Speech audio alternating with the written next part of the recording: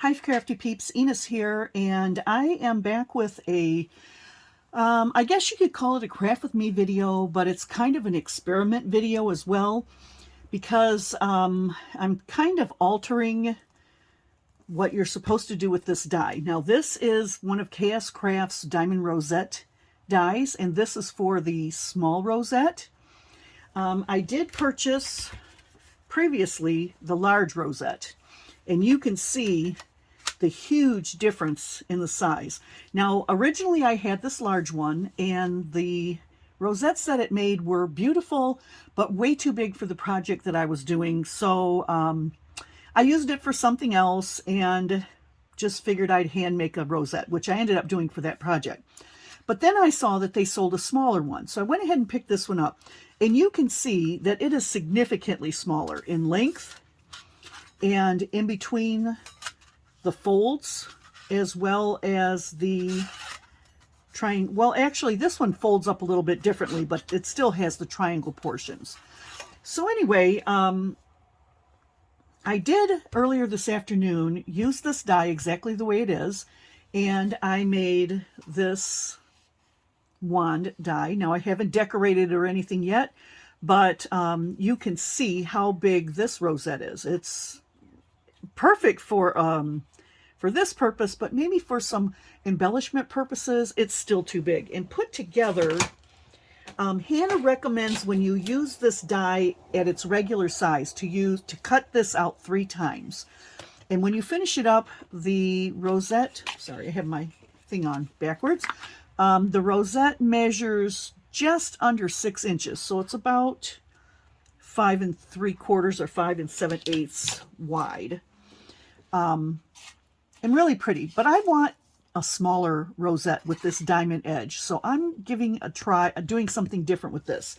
But anyway, so that's my sample one. This is the paper collection that I'm using. It's the Spring Fling by Echo Park, and the designer is Lori Whitlock, and I've used this for a couple of other projects, and it's a really, really sweet spring and summer colored collection, so I'm happy to be using that. So what I did was, instead of cutting this the full width, which happens to be 2 7/8, I cut my paper 1 3/4. Okay, and Hannah does say on her video, if you're making a smaller rosette, you only need 2 of these. So I've only cut 2, and we're going to see what happens. And also we're going to see what happens with it being smaller than the actual width of the die. So I've already folded this one up partially, and I'm going to show you a couple of things that I found helped me to fold and put this together. So let me get this one started. So if you'll see here, let's see if you can see can you just barely see the embossing lines there from the die? Okay, so on the first fold, well, I'm going to do it this way because I want my things to be facing upright. Oh no, I guess I have to do it this way. I'm going to fold that one back. Now, what she says to do is make your little mountain there and then push this in. And that works. But I found that I can put this together or fold this up a lot faster by doing this.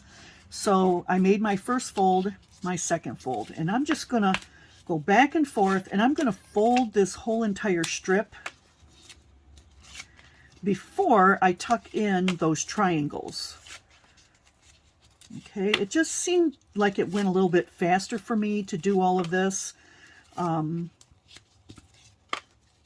So let me just quickly get all those folds done. And the die, oh, and by the way, on my Sizzix machine, I am using a metal shim so that it cuts those embossing lines in nice and deep so that they're easier to fold on. I found that that also helps with this die. So my sandwich is here, actually, I'll show you. I'm using my base and then the thin die adapter, And then I'm using a metal shim, and I actually got this from AliExpress. Actually, no, I got it from Temu. And then I'm using one plate, and then my paper and my die, and then my top plate. So that's my actual sandwich. And it seemed to cut the die beautifully, and it also did a great job at impressing in the embossing on it. Okay, so I'm just about done folding this up. Get this back together. Okay, this way and this way. All right, so I've got two of these, and like I said, I didn't cut it the full width of the die. So yeah, see, I didn't do that last inch or so. So now I'm going to pull this open, and when I push in on those triangles, okay, that one I had already folded, so it went in real easy. So let's try the next one. So the next one, I'm going to push it in, and it pushed in real good, real easy.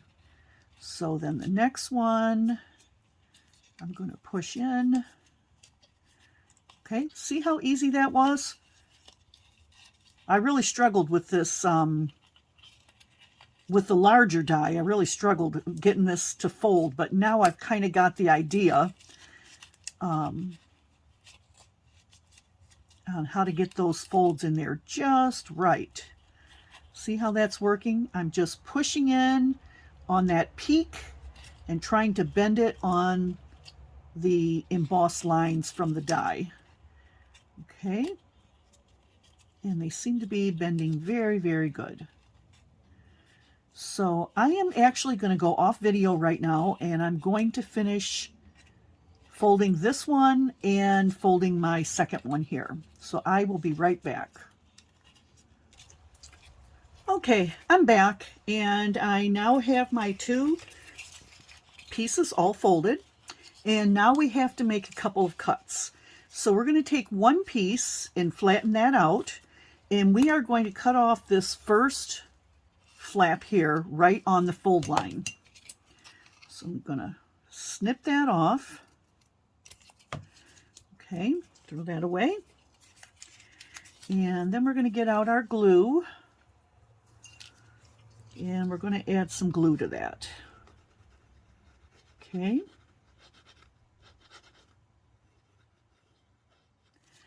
All right, and then we're going to take our second piece, and we're going to open that out and layer them right on top of one another. And just press that down.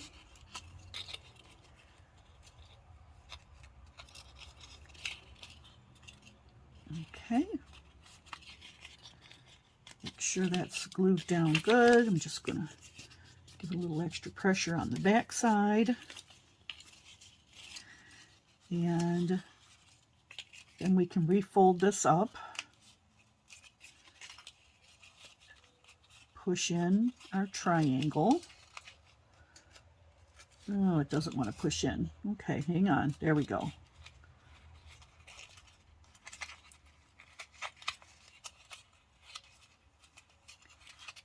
Okay. All right, so we have our two pieces stuck together now. Now we're going to come back to the next end, and we're going to trim off, just like we did before, on that first score line. Add our glue.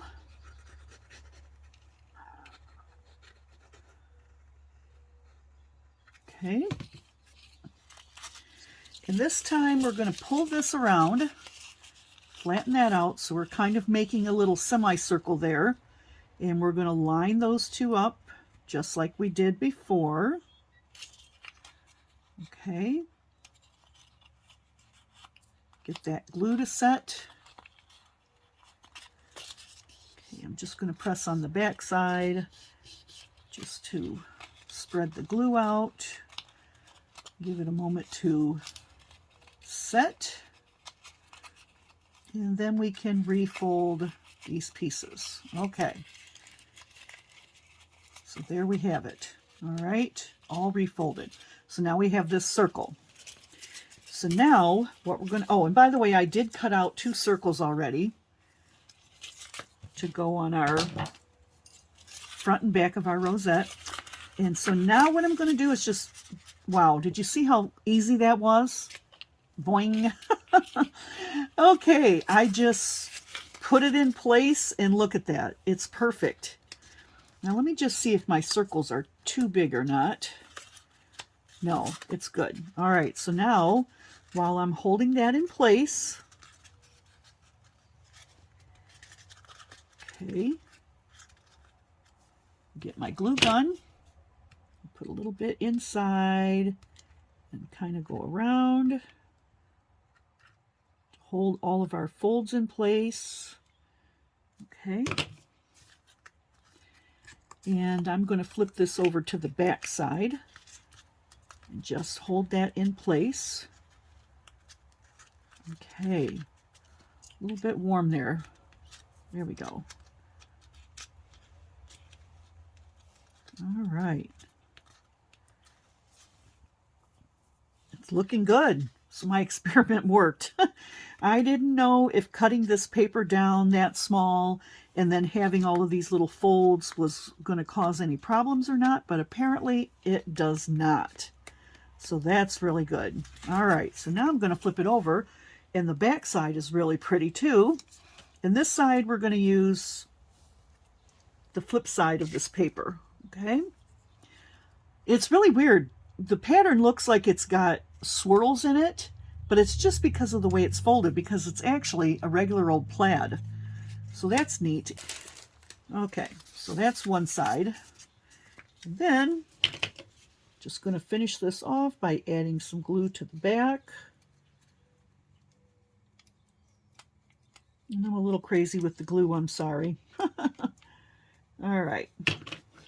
And I'm going to add this on the back.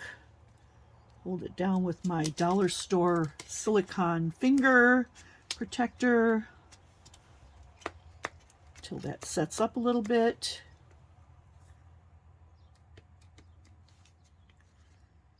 Okay, beautiful. And it worked great cutting this down, and I think I did 1 3/4 inches, and then from side to side this rosette now measures 3.5. So here's the original rosette done full size, and this one you have to actually cut 3 pieces with the die in order to get this size, and then the smaller one you use 2 pieces, and you can see the huge difference in dimension. Let's see here. Yeah, I think you know, this size here is great for the wands, but this size is so much better for your embellishments, adding to projects and whatnot. So anyway, I guess my experiment worked out, and hopefully you will give these dies a try. I did, like I said, I did pick them up at AliExpress from the KSCraft store, but most likely you can probably find them on Amazon as well. So thanks for stopping by. I hope you enjoyed this video tutorial and my little experiment on cutting this down, and I will catch you on the next crafty video. Bye, Crafty Peeps.